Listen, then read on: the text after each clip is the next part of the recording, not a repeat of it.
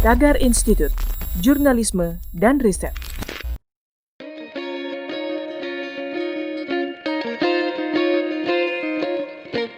Halo Tagarians, para penonton Tagar TV dan juga pembaca Tagar ID, apa kabarnya? Senang sekali saya Kori Olivia bisa kembali menemani Anda di Tagar TV. Hari ini saya ingin membacakan ulasan pilihan redaktur Tagar tentang BPJS Kesehatan. Hampir setiap tahun, BPJS Kesehatan mengalami defisit yang angkanya mencapai hingga triliunan rupiah. Menurut Komisi Pemberantasan Korupsi, hal itu terjadi akibat tata kelola yang buruk dalam tubuh BPJS Kesehatan. Dan pastinya defisit itu berpotensi merugikan keuangan negara. Salah satu yang disorot adalah overpayment atau kelebihan bayar. Pada tahun 2020, KPK sempat menemukan rumah sakit yang mengklaim pembayaran, tapi tidak sesuai dengan layanan dan fasilitas yang diberikan. Sedangkan upaya yang ditempuh pemerintah untuk mengatasi defisit itu, salah satunya dengan menaikkan iuran peserta kelas 1 dan 2 sejak tahun 2020, dan juga iuran peserta kelas 3 mulai awal 2021. Menanggapi hal itu, Koordinator Masyarakat Anti Korupsi Indonesia Boyamin Saiman menilai, langkah yang seharusnya diambil pemerintah adalah memotong gaji direksi BPJS Kesehatan yang angkanya mencapai ratusan juta rupiah per bulan. Karena menurut Boyamin, gaji itu harus sesuai dengan kemampuan sebuah perusahaan dalam berproduksi. Kalau pengurangan gaji dilakukan, para direksi itu diharapkan justru semakin semangat untuk mengelola dengan baik, sehingga BPJS Kesehatan tidak merugi lagi. Bahkan Boyamin sempat mengusulkan agar sebaiknya para direksi itu diganti oleh orang-orang muda yang idealis, yang memang ingin melayani masyarakat, sehingga tidak memperhitungkan gaji dan fasilitas yang didapatkan.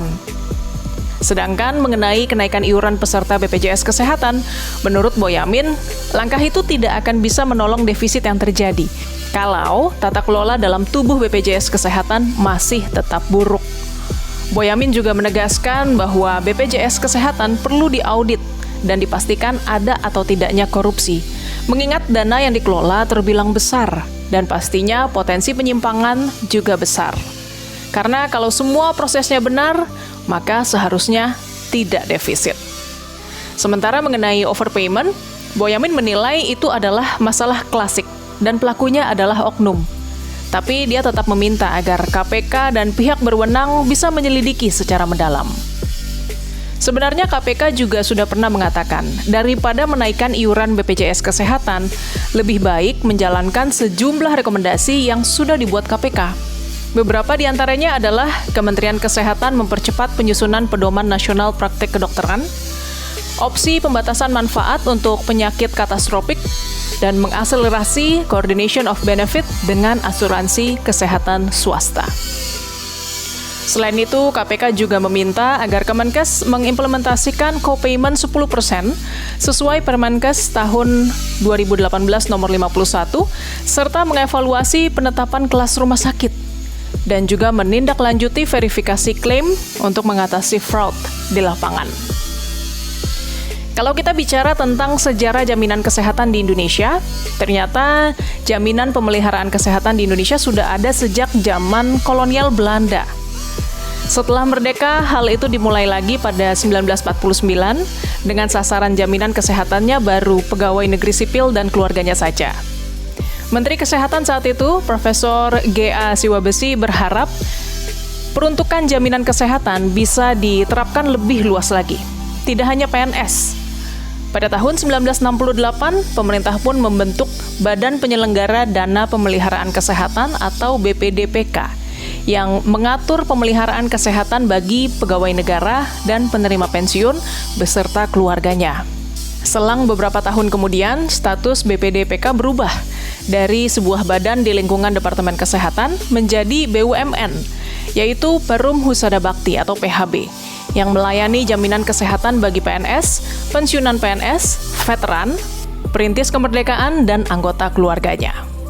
Di tahun 1992, statusnya berubah lagi, dari PHB menjadi PT Askes Persero, yang mulai menjangkau karyawan BUMN melalui program Askes Komersial. Kemudian pada tahun 2004, pemerintah mengeluarkan Undang-Undang Nomor 40 Tahun 2004 tentang Sistem Jaminan Sosial Nasional, Dan sejak saat itu, PT Askes Persero berubah menjadi BPJS Kesehatan. Dengan ditetapkannya menjadi BPJS, keempat badan penyelenggara program jaminan sosial berubah menjadi nirlaba dan tidak membayar pajak. Lalu pada 31 Desember 2013, Presiden SBY meresmikan BPJS Kesehatan dan BPJS Ketenagakerjaan, serta meluncurkan Jaminan Kesehatan Nasional. Besaran iuran BPJS Kesehatan untuk peserta mandiri pada 2021 mengacu pada Perpres nomor 64 tahun 2020, yaitu iuran kelas 1 sebesar Rp150.000 per orang per bulan. Kelas 2 sebesar Rp100.000 per orang per bulan, dan kelas 3 sebesar Rp35.000 per orang per bulan. Sebenarnya iuran asli kelas 3 adalah Rp42.000, tapi pemerintah tetap memberikan subsidi sebesar Rp7.000. Tagarians, demikian ulasan pilihan redaktur Tagar hari ini tentang BPJS Kesehatan.